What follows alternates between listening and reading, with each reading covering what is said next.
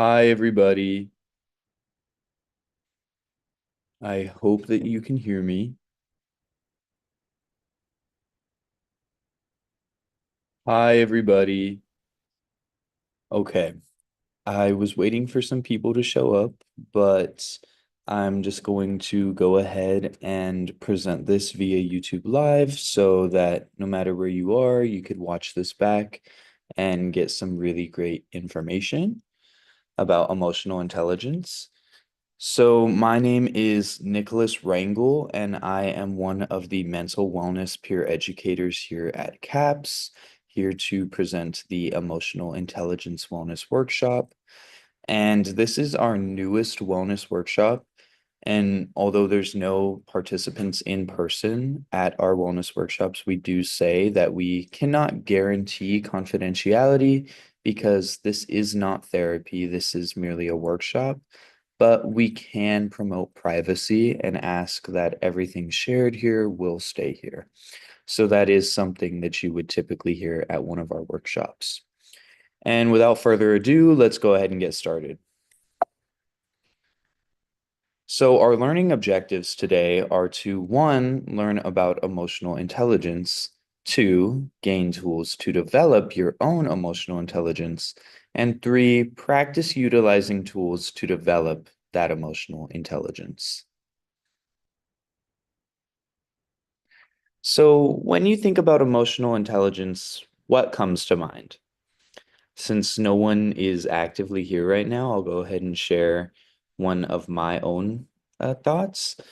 When I think of emotional intelligence, that might look like being understanding when a peer comes to class looking really frustrated, maybe anxious or upset, and understanding that life happens and that they're probably not just a grumpy or mean person all around, but it's just one of those days because I know for certain that I have those days too. And just trying to find ways to really hold space for them and find out how I can be supportive when it's appropriate. So let's learn about emotional intelligence. Emotional intelligence is the ability to understand and manage your own emotions as well as understand the emotions of others. So that can look like the example that I just shared, but I'm sure that everyone has some instances where, without even knowing, they were engaging in emotional intelligence.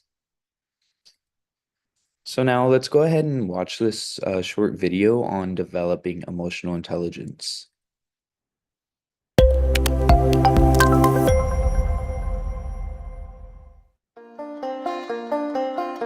Emotional intelligence refers to the ability to recognize, interpret, and process emotions in yourself and others.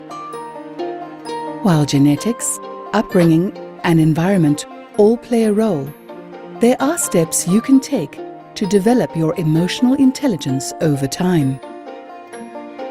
Get to know yourself. Emotionally intelligent people are self-aware.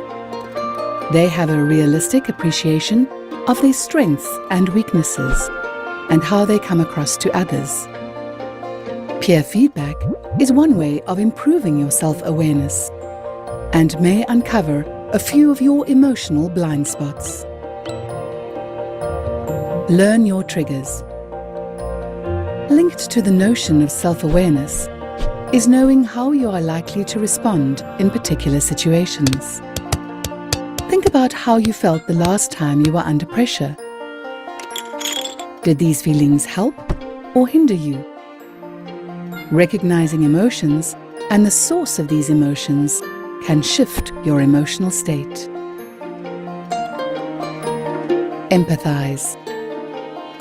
Seeing things from someone else's perspective will help you understand their values and beliefs. This is important when it comes to motivating and engaging others. Make a conscious effort to get to know your colleagues. Ask open questions and actively listen to what they have to say, rather than simply waiting for your turn to speak. Be on the lookout for body language and other non-verbal signs, as these may tell you more than someone is willing to express out loud. Own your emotions. Part of being emotionally intelligent is about taking responsibility for the way you interact with others. If someone upsets you, pause and reflect on why their actions led you to feel this way, instead of reacting impulsively. Recognize that a conversation is a two-way interaction, and it takes two people to make you angry, sad, or frustrated. Go with your gut. Finally, listen to your body. If your stomach starts doing backflips every time you speak to a senior manager, or your muscles tense up before you go into a meeting, what does this tell you? Counterintuitive as it might seem, emotions can be a valuable source of information when making rational decisions at work. Remember, emotional intelligence isn't about suppressing emotions. It's about learning how to recognize, process, and channel them in a way that benefits you and your team. Enhancing your emotional intelligence requires effort, but it can be achieved with sustained practice.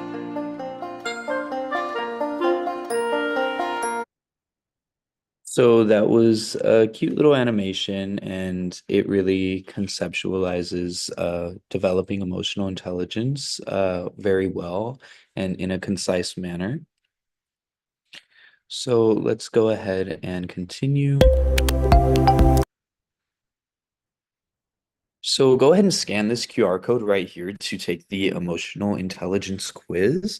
If you are curious about maybe where you fall on the emotional intelligence scale and what developing stronger emotional intelligence might look like for you.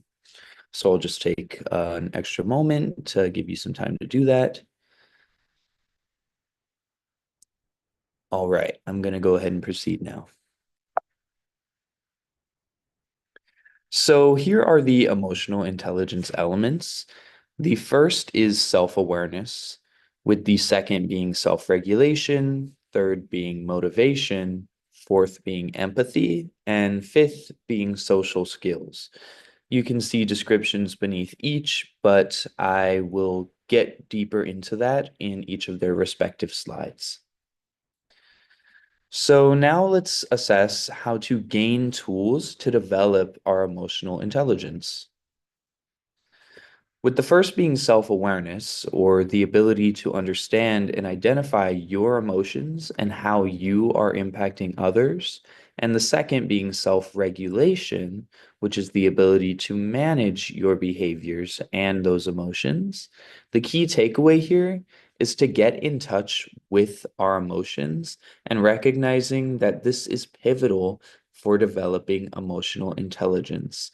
So you really have to know how your emotions affect your behaviors and vice versa as well, because it is necessary to look inward to be able to understand the emotions and behaviors of others as well. So let's assess feelings. It's important to recognize that feelings are not facts. One analogy that can be given is that feelings are like spices in a meal. They don't make up the entire dish, but they do contribute to it. And feelings are not a bad thing. They actually motivate us for action, and they can also organize us as well.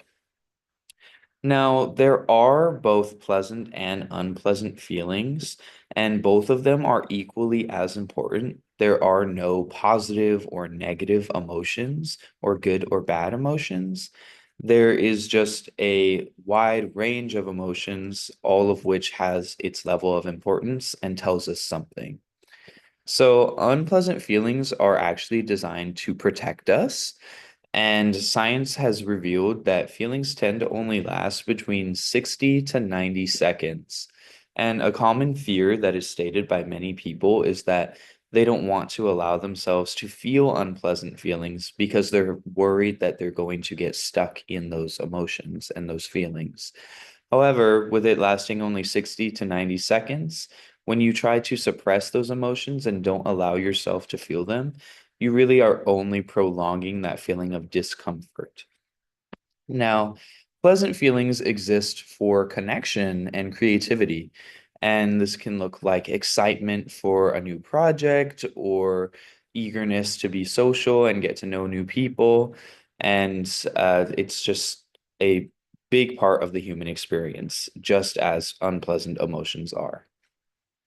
Now, like I kind of touched on earlier, if we selectively numb emotions, then we are going to unintentionally numb all of our emotions because we can't just selectively numb one that we don't wish to experience.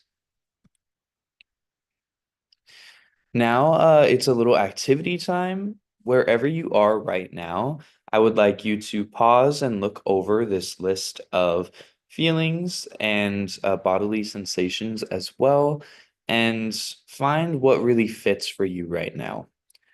Personally, I'm feeling energized and a bit fluttery. I can always be a little bit fluttery when I am speaking for a recording or presenting a wellness workshop, but I try my best not to show it, but I also like to acknowledge it for myself. And I would love for all of you all to engage in this activity so you could feel a little more connected to your present self. And I'm going to move on now. So, some additional strategies to manage behaviors and emotions include mindfulness, grounding, progressive muscle relaxation, journaling, reframing cognitive distortions, reframing negative self-talk, and learning to self-soothe.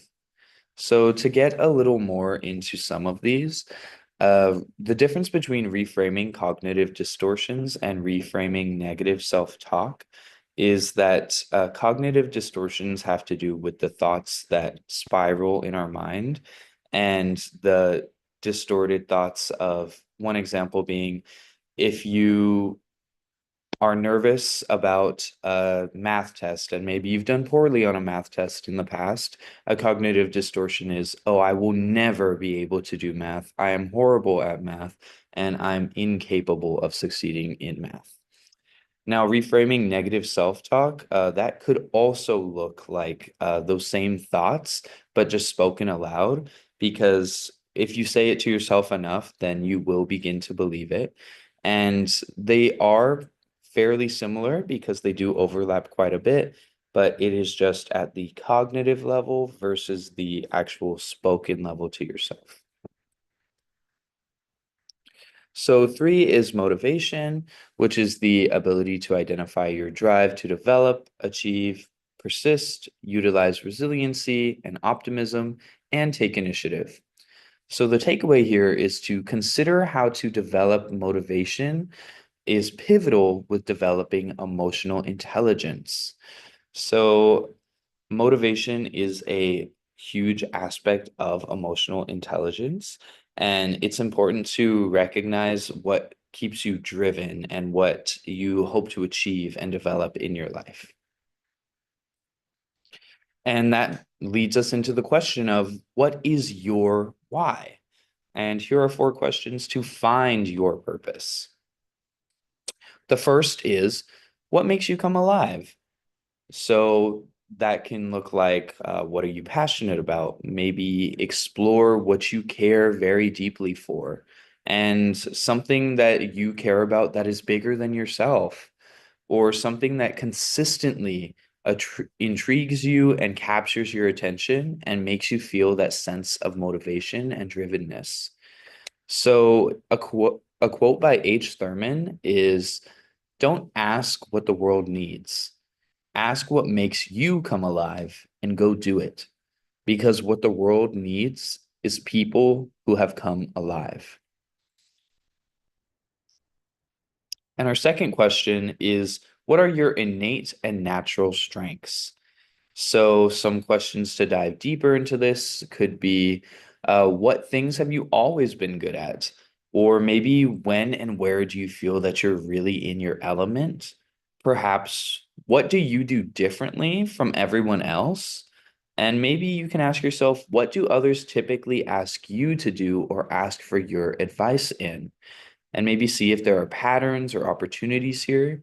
And you can get creative with this. And you might find that you're thinking outside of the box and you solve problems and have very unique problem resolution skills. And that is a great example of an innate and natural strength. So, some other examples could be executing projects, being a gifted communicator, working with technology, being a diplomat, networker, leader, problem solver, or change agent. And you can look at these words right here on the left, which will have quite a few different traits given there that maybe can get your mind working in the right direction. So, three is where do you feel you add the greatest value? And some questions to dive deeper are what problems do you enjoy solving? What problems are you passionate about trying to solve? And what education, skills, knowledge, and expertise do you bring to the table? So, to kind of conceptualize this a little more, let's go over this quote by Anton Chekhov, which states knowledge is of no value unless you put it into practice. So, this is another example of getting driven and motivated and applying yourself because everyone does have innate and natural skills, but it just matters how you hone those skills and whether you allow yourself to recognize them. So, four is how will you measure your life? Now, this can be kind of a loaded question because it's looking at life from a holistic perspective, but it is something important to consider because it's something that everyone is faced with. So, questions to dive deeper into this is what do you stand for? And how do you align your life to that stance? And understanding this can look like assessing what matters the most to you and whether you're intrinsically or extrinsically motivated. You can also ask yourself the question of what legacy you wish to leave behind, maybe for your family or friends, or even within your workplace. You can ask yourself what assumptions you have that are dictating the decisions that you make in your life, while also asking what is the true pathway to your own happiness and what roles in your life are the most important to you.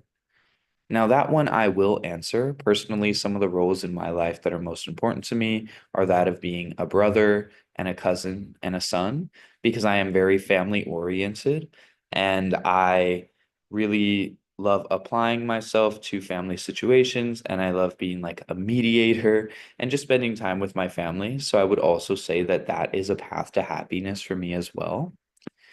And to go over a couple more questions here, you can also ask yourself what type of person you want to be and recognizing that no matter what you do, you can draw meaning from it and find a greater purpose in how you do that. So everyone has a different way that they measure their life and a different way they're motivated and find their purpose. But the true goal here is to find out what that is and how that might look like for yourself. So, to segue back into the tools for developing emotional intelligence, the fourth is empathy. Now, empathy is the ability to understand and recognize others' feelings, emotional state, and their point of view. So the takeaway here would be to consider how to develop that empathy and recognizing how it is a pivotal aspect of developing emotional intelligence overall. So now let's assess some developing empathy tips. And before we get started, I do want to say that developing empathy can look different for everybody. It will look a little different from one person to the next. There might be some individuals who developing empathy comes very naturally to, while others it may take more time, but no one is ever incapable of developing empathy. It just might be a different process for one individual to the next. So one of these tools is to develop listening skills. So this can be done by utilizing open-ended questions when in a conversation, as well as engaging in curiosity with others and active listening as well. The next being learning how to read body language. So body language can include things like eye contact, vocal variation, individuals' facial expressions, their gestures and hand movements, the posture that they're exhibiting, and overall developing nonverbal communication skills. The third is to utilize vulnerability.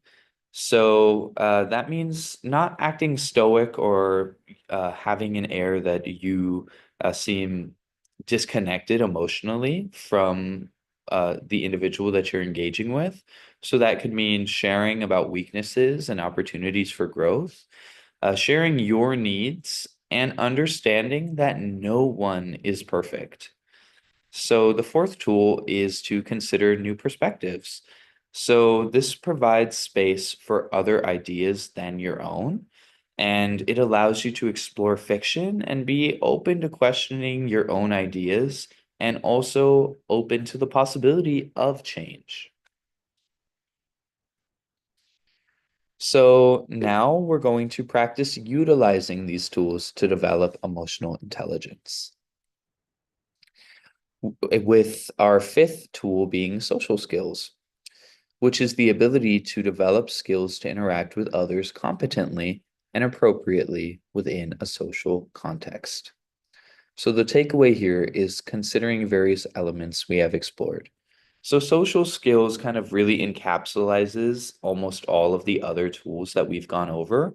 And once you've developed all of these, it is a key indicator that you likely have developed social skills. And these are very important when engaging in emotional intelligence and recognizing how empathy plays into social skills, how self-awareness, self-regulation, and everything that we've covered thus far does play a role in social skills as well. So now let's play an emotional intelligence name game. You can go ahead and pause here, but the instructions are to take your name and the name of a person who has influenced your life and feature an adjective that describes one of their positive traits for each letter of their name.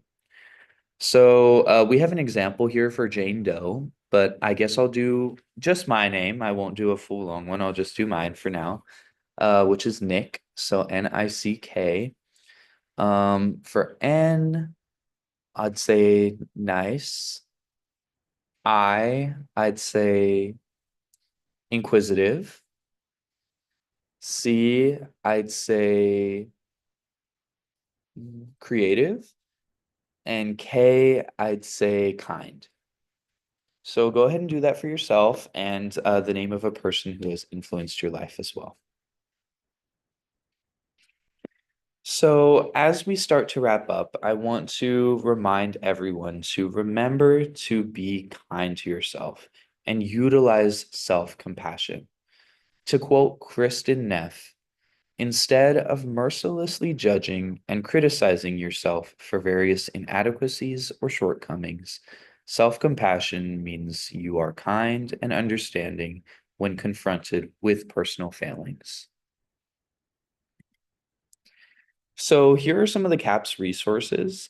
Feel free to scan this QR code up here in the top right and know that our location is the Titan Hall first floor, but we do have our wellness room on the Titan Hall third floor. And there is some wonderful services here, which are all included in the student tuition, so it is no additional cost to you to engage with them. And here is our phone number as well.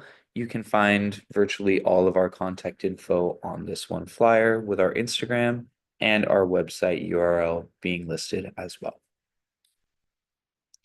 So to look at the step ladder of care of those resources, this is just a way to contextualize where they all fall on the level of care and the commitment scale. So these are our web-based services down here in the blue, whereas our services here in the green are our low commitment based services, and in the yellow is higher commitment based, and up in the red is our crisis based services. So now that we're wrapping up, maybe if you're sitting with someone, feel free to do a pair share about what you learned about emotional intelligence and what your favorite takeaway was, and maybe how you're going to apply this to your life. But if you aren't with anyone in particular, feel free to just write it down and say it to yourself and try to maybe utilize that as an example of self-awareness. So thank you for attending. And if you have any questions, then feel free to attend a future CAPS Wellness workshop, or you can maybe ask us at a tabling event about future wellness workshops, but you can always find out more from our CSUF CAPS Instagram. And if you would like to fill out an anonymous evaluation for this YouTube Live, then please feel free to do so. And thank you all. I appreciate you for watching, and take care, everyone.